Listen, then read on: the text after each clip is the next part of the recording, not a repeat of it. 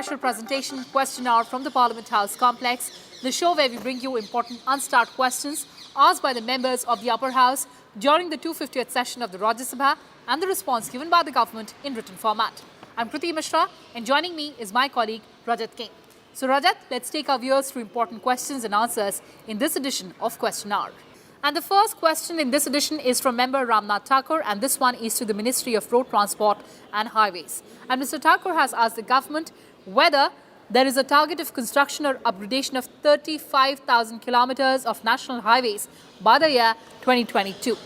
Well, the government replied saying that it had approved Bharatmala Pariyojana Phase 1 in October 2017 with an aggregate length of about 34,800 kilometers, including 10,000 kilometers residual NH-DP stretches at an estimated outlay of 5,35,000 crores for development of about 9,000 kilometers length of national corridors, efficiency improvements, about 2,000 kilometer length of border international connectivity roads, and about 2,000 kilometers of coastal and port connectivity road, and lastly about 800 kilometer length of expressway.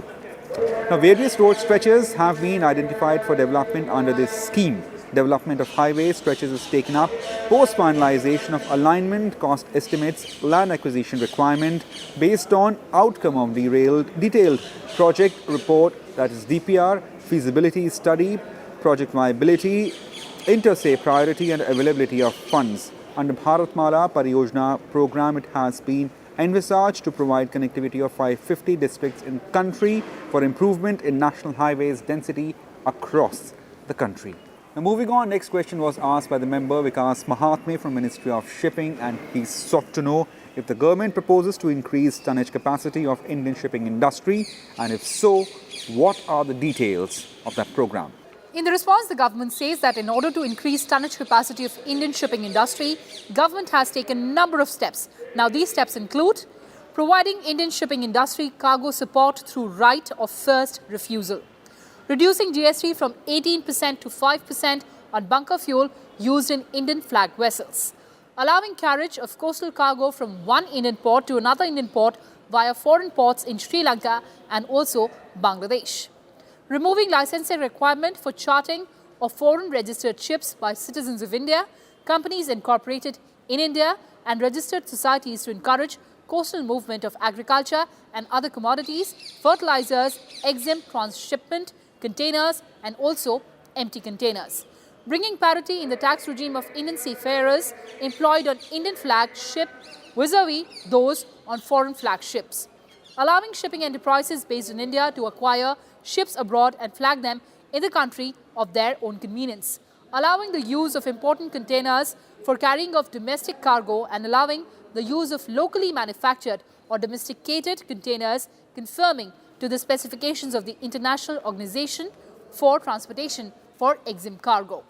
Let's move on to the next question that has been asked by member MP Virendra Kumar, and this one is to the Ministry of Youth Affairs and Sports. And the member has asked the government whether it proposes to promote sports events for women specifically in India.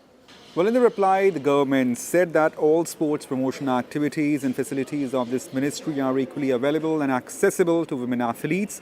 Specific initiatives of this ministry for promotion of sports women are as under. Sports Women vertical of Khelo India scheme, this ministry has decided to launch Khelo India Football Girls League in under 17 age group. A support of Rs 3 crore was given to Boxing Federation of India for conducting AIBA or All India Boxing Association World Women Boxing Championship 2018 that was held in New Delhi. Now, under the Talent Search and Development vertical of Khelo India scheme, 1,344 women Khelo India athletes have been supported out of 2,741 athletes. Funds are not allocated state-wise and gender-wise. That's what the government said in the reply. Well, next question was asked by the members Ami Yagnik P. Bhattacharya and Rajmani Patel from Ministry of Mines. The question was the key features of newly implemented National Mineral Policy to ensure environmentally and socially responsible mining infrastructure across the country, which also ensures 200% increase in production of major minerals in the country.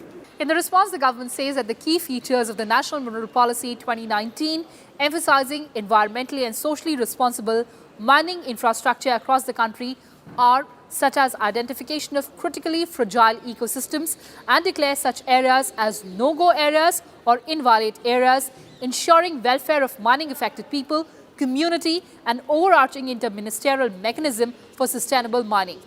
Direct or district mineral foundation have been set up in the mining affected areas for benefit of persons and areas affected by mining.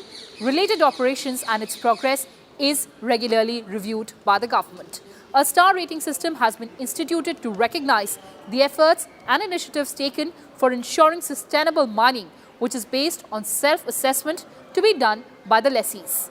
Achieving at least 3-star rating has been made mandatory within a period of 4 years with effect from 27th of February 2017 or 4 years from the date of commencement of mining operations, as the case may be.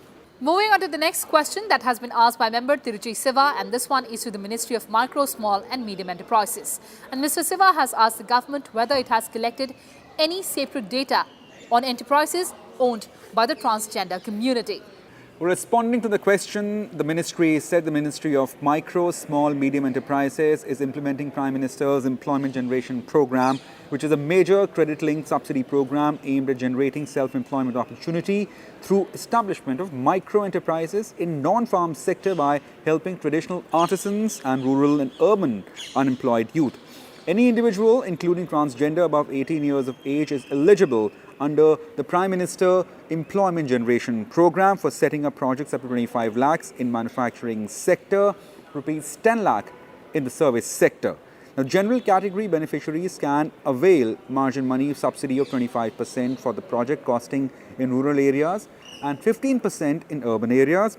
For beneficiaries belonging to special categories such as the scheduled caste, scheduled tribe, OBCs, minorities, women, ex-servicemen, physically handicapped, northeastern region, hills and border areas, the margin money subsidy is 35% in rural areas, 25% in urban areas. The above benefit can be availed under Prime Minister Employment Generation Program for setting up of new units only.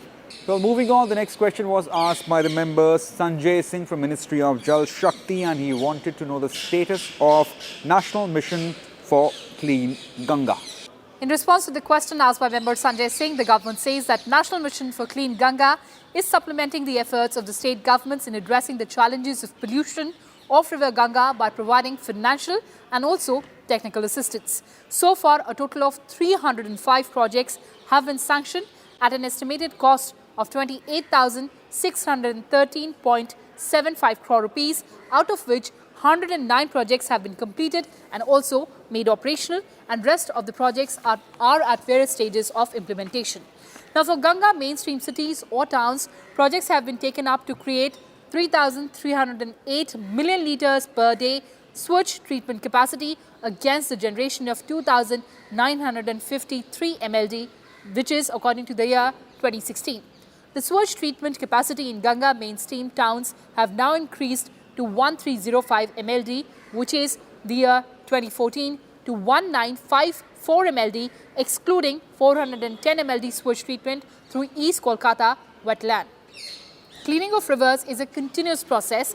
Close monitoring and efforts are being made to complete all the sanctioned projects by March 2022, creating required sewage treatment capacity.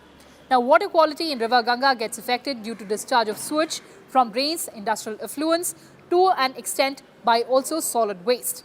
The observed water quality indicates that dissolved oxygen, which is an indicator of river health, has been found to be within acceptable limits of notified primary bathing water quality criteria and satisfactory to support the ecosystem of river across all seasons and also for almost entire stretch of the Ganga River.